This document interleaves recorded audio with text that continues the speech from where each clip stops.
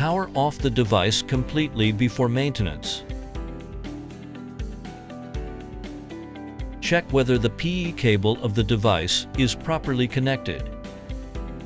If the device is connected to a TN power grid, check whether the neutral wire is properly connected and whether the voltage to ground is normal.